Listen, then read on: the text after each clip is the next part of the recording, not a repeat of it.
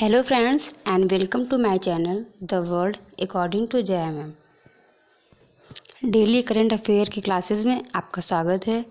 तो आज हम पढ़ेंगे 10 important questions of current affairs, जिसमें बताया जाएगा कि अयोध्या में कितने दीप जलाए गए और सऊदी अरब की राजधानी रियाद में कौन सा दिवाली उत्सव मनाया गया। तो ये सारी चीज़ों के बारे में आज हम डिस्कस करेंगे। तो चलिए आज की क्लास हम स्टार्ट करते हैं। और अगर जानकारी अच्छी लगेगी तो सब्सक्राइब करना ना भूलिएगा।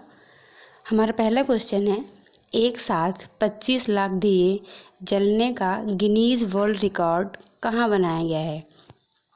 ऑप्शंस आपके सामने हैं, अयोध्या, काशी, नासिक, हरिद्वार। तो इसमें से आपको पता है कि राइट आंसर हो जाएगा अयोध्या। ओके, अयोध्या में 25 लाख दिए जलाकर 11 से 21 वेदाचार्यों की एक साथ आरती करके गिनीज वर्ल्ड रिकॉर्ड बनाया गया है। और अयोध्या में सरयू नदी के किनारे 55 घाटों पर टोटल कितने दिए जलाए गए हैं, 25,12,585 दीप को उज्ज्वलित किया गया है। और इस दीप उत्सव में हमारे उत्तर प्रदेश के मुख्यमंत्री योगी आदित्यनाथ जी और केंद्रीय संस्कृति मंत्री गजेंद्र सिंह शेखावत शामिल हुए थे। अब आते हैं सेकंड क्वेश्चन पर। रक्षा मंत्री राजनाथ सिंह ने मेजर रोलनगांव बॉब खाथिंग वीरता संग्रहालय का उद्घाटन कहाँ पर किया है। तो ऑप्शन ए है तवांग, जो कि अरुणाचल प्रदेश में है। ऑप्शन बी है दिसपुर, असम में। अगला ऑप्शन है कोलकाता, पश्चिम बंगाल। और लास्ट ऑप्शन है रायपुर, छत्तीसगढ़। तो इनमें से जो सही ऑप्शन है वो हो जाएगा option number A, Tawang, Arunachal Pradesh में। ठीक है, तो अरुणाचल प्रदेश में राजनाथ सिंह हैं रक्षा मंत्री, उन्होंने मेजर रोलनगांव बॉब खाथिंग वीरता संग्रहालय का उद्घाटन किया है। ये देखिए, यहाँ बताया जा रहा है कि रक्षा मंत्री राजनाथ सिंह ने 31 अक्टूबर 2024 को अरुणाचल प्रदेश के तवांग में सरदार वल्लभ भाई पटेल की प्रतिमा और मेजर रोलनगांव बॉब खाथिंग वीरता संग्रहालय का उद्घाटन किया है। अब हम पढ़ते हैं कि रोलनगांव खाथिंग थे कौन। तो उन्होंने तवांग में पहली सशस्त्र सेना का नेतृत्व किया है। तो ये भी इम्पोर्टेंट क्वेश्चन है कि पूछा जा सकता है तवांग में पहली सशस्त्र सेना का नेतृत्व किसने किया। तो रोलनगांव खाथिंग ने। अगला है, द्वितीय विश्व युद्ध में इनके भूमिका के लिए उन्हें ब्रिटिश सरकार द्वारा मिलिट्री क्रॉस से सम्मानित किया गया। और अगला है कि 1957 में भारत सरकार द्वारा इन्हें पद्मश्री भी दिया गया था। और नेक्स्ट है कि ये अपने देश के राजदूत के रूप में सेवा करने वाले पहले आदिवासी थे। ओके, अब आते हैं नेक्स्ट क्वेश्चन पर। अगला क्वेश्चन है, दुर्गेश अरण्य प्राणी विज्ञान किस राज्य में स्थित है जो IGBC प्रमाणन वाला भारत का चिड़ियाघर बनेगा। तो इसका ऑप्शन ए है Himachal Pradesh, option B Uttarakhand, option C Manipur and option D is Rajasthan. तो इसका राइट आंसर हो जाएगा हिमाचल प्रदेश। ओके, दुर्गेश अरण्य प्राणी विज्ञान हिमाचल प्रदेश राज्य में स्थित है, जो IGBC प्रमाणन वाला भारत का पहला चिड़ियाघर बनेगा। हिमाचल प्रदेश के वनखंडी क्षेत्र में बनने वाला दुर्गेश अरण्य प्राणी विज्ञान भारतीय हरित भवन परिषद से IGBC मीन्स भारतीय हरित भवन परिषद से प्रमाणन प्राप्त करने वाला भारत का पहला चिड़ियाघर बनेगा। और टिकाऊ और पर्यावरण अनुकूल बुनियादी ढांचे के लिए यह मान्यता प्रदान की गई है। ओके, और इसमें कितने लागत लगा है। तो दुर्गेश अरण्य प्राणी विज्ञान को 619 करोड़ रुपए की लागत से विकसित किया जाएगा। ठीक है, तो इसमें टोटल कितना लागत लगेगा? 619 करोड़ रुपए। और ये भी इम्पॉर्टेंट है कि पूछा जा सकता है, दुर्गेश अरण्य प्राणी विज्ञान ये कहाँ पर है? हिमाचल प्रदेश में है, जो कि क्या है, भारत का पहला चिड़ियाघर बनेगा। अगला क्वेश्चन है, बांग्लादेश ने किस देश को हराकर सैफ महिला चैंपियनशिप 2024 जीती है? Option A Nepal, option B Bhutan, option C Bharat and option D Sri Lanka. तो इसमें से आपका सही ऑप्शन हो जाएगा नेपाल। बांग्लादेश ने नेपाल को हराकर सैफ महिला चैंपियनशिप 2024 में जीत लिया है। ओके, सैफ महिला चैंपियनशिप 2024 जो हुआ है, इसका आयोजन कहाँ पर किया गया था? तो इसका आयोजन नेपाल में किया गया था। बांग्लादेश ने नेपाल को 2-1 से हराकर दूसरी बार ये खिताब जीत लिया है। ओके, तो ये आयोजन कहाँ पर हुआ था? नेपाल में। और बांग्लादेश ने किसको हराया? नेपाल को हराकर यह खिताब दूसरी बार जीता है। अगर ये पूछा जाता है कि ये किस स्टेडियम में हुआ था, तो फाइनल मुकाबला नेपाल के काठमांडू में दशरथ स्टेडियम में खेला गया था। कौन से स्टेडियम में? दशरथ स्टेडियम, जो कि नेपाल में है, वहीं पर फाइनल मुकाबला हुआ था। ओके, अगला क्वेश्चन है क्वेश्चन नंबर 5। हाल ही में तूफान ट्रॉमी ने किस देश को प्रभावित किया है? ऑप्शन है Vietnam, next option Japan, option C Taiwan and option D China. इसका राइट आंसर हो जाएगा वियतनाम। वियतनाम में एक तूफान आया है जिसका नाम है ट्रॉमी। ओके, वियतनाम में उष्णकटिबंधीय तूफान ट्रॉमी के कारण अचानक आई बाढ़ से कई लोगों की मौत हो गई है। पहले तूफान आया जिसका नाम ट्रॉमी है और उसी के कारण बाढ़ आ गई और जिससे कई लोगों की मौत हो गई। और फिलीपींस में तबाही मचाने के बाद ट्रॉमी ने मध्य वियतनाम में दस्तक दी है। तो जो ट्रॉमी तूफान है, वियतनाम में आने से पहले कहाँ पर तबाही मचाई थी? फिलीपींस में, और अब वियतनाम में दस्तक दे दी है, जिससे कई लोगों की मौत भी हुई है। फिलीपींस में इस ट्रॉमी तूफान से 116 से अधिक लोग मारे गए हैं। और बात करते पिछले महीने उत्तरी वियतनाम में एक और तूफान आया था जिसका नाम था यागी। तो यागी तूफान के तबाही से लगभग 345 लोगों की जान चली गई। और अब कौन सा तूफान आया है? ट्रॉमी। ओके, तो ये भी इम्पॉर्टेंट क्वेश्चन बनता है कि यागी तूफान कहाँ पर आया था? तो वो भी वियतनाम में आया था। और अभी रिसेंट में कौन सा तूफान आया है? ट्रॉमी तूफान। ट्रॉमी तूफान से 116 से अधिक लोगों की मृत्यु हुई है।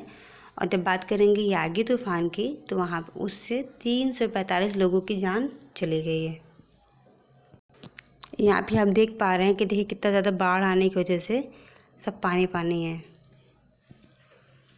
और हाल ही में एक तूफान था कोगरे, वो भी वियतनाम को प्रभावित किया था। ठीक है, तो वियतनाम में भी लगभग 3 तूफान आ चुके हैं। ट्रॉमी तूफान जो रिसेंट में आया, और उसके पिछले महीने में कौन सा आया था? यागी तूफान। और फिर कौन सा? एक है कोगरे। ओके, अगला क्वेश्चन है क्वेश्चन नंबर 6। केंद्रीय गृह मंत्रालय द्वारा कितने पुलिसकर्मियों को केंद्रीय गृह मंत्री दक्ष पदक प्रदान किया गया?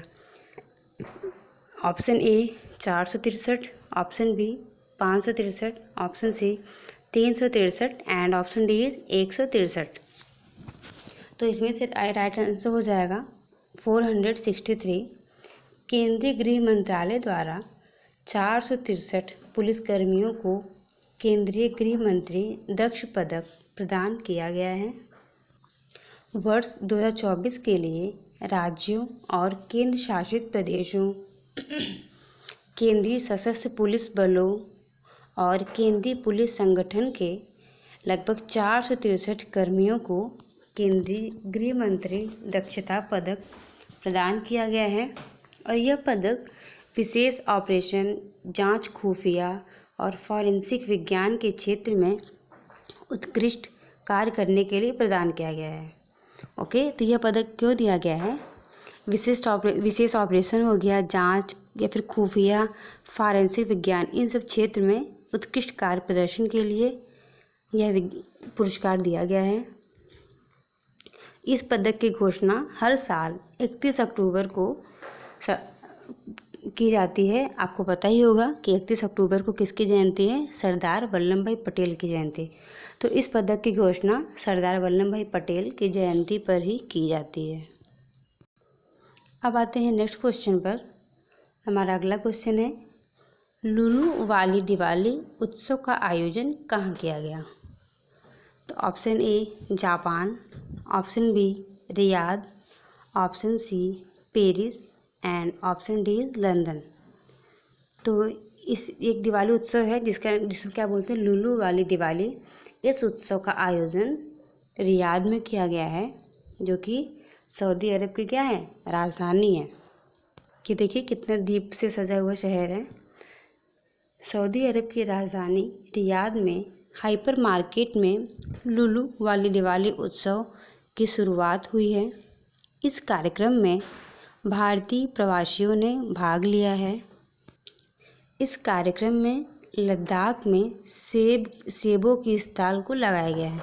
तो लुलू वाली दिवाली उत्सव में क्या किया गया है? यहाँ पर लद्दाख से लाया गया सेब था, उसी का स्टॉल लगाया गया है।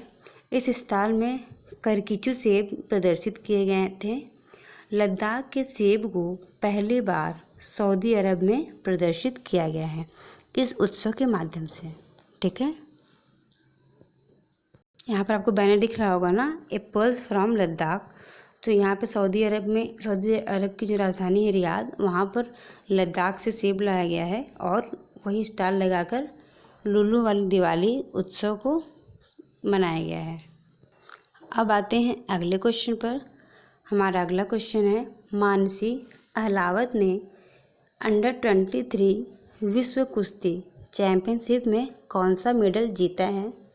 Option A gold medal, option B silver medal, option C bronze medal and option D कोई नहीं। तो मानसी अहलावत ने अंडर 23 वर्ल्ड कुश्ती चैंपियनशिप में ब्रांज मेडल को जीता है। कौन से मेडल को? ब्रांज मेडल को जीता है। यहाँ पर देखिए, मानसी अहलावत ने अंडर 23 विश्व कुश्ती चैंपियनशिप में 59 kg श्रेणी में ब्रांज पदक को जीत लिया है। तो किस कैटेगरी में जीता है? 59 किलोग्राम कैटेगरी में ब्रांज पदक को जीत लिया है।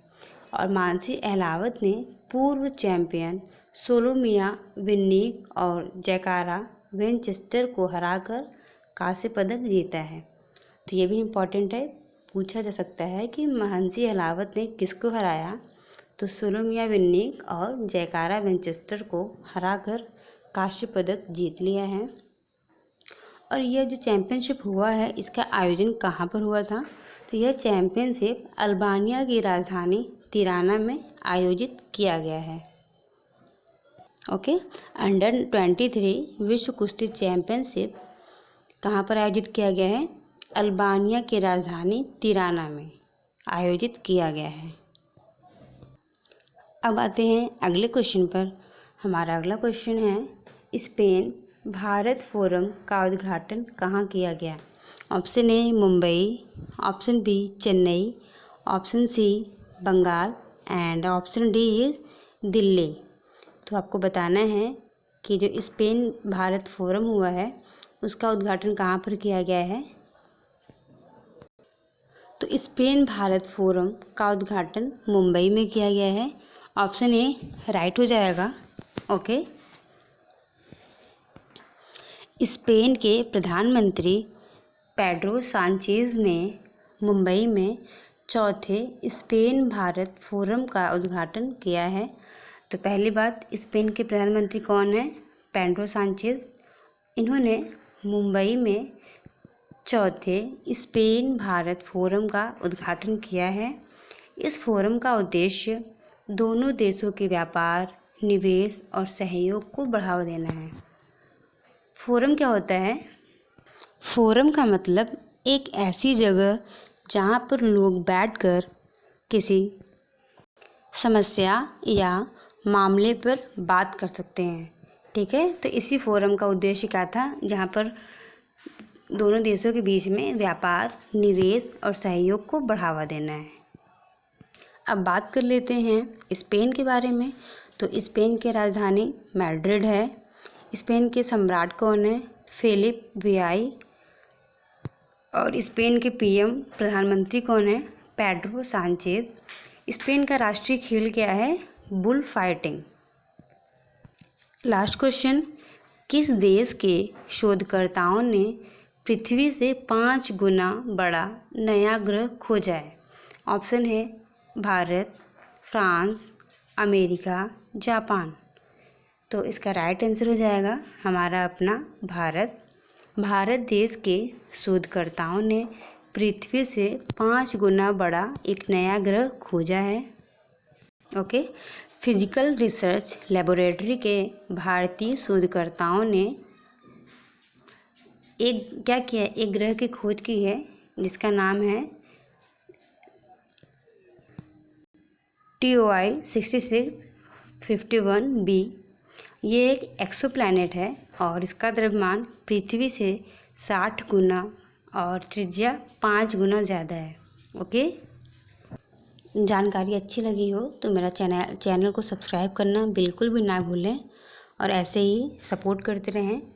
डेली ये क्लास आपके लिए डेली आती है। 15 मिनट में 10 क्वेश्चंस को डिटेल एक्सप्लेन किया जाता है जो कि करंट अफेयर से रिलेटेड होती हैं। Okay, thank you for watching. Like, subscribe and share. My channel is the world according to Jaya ma'am. Thank you.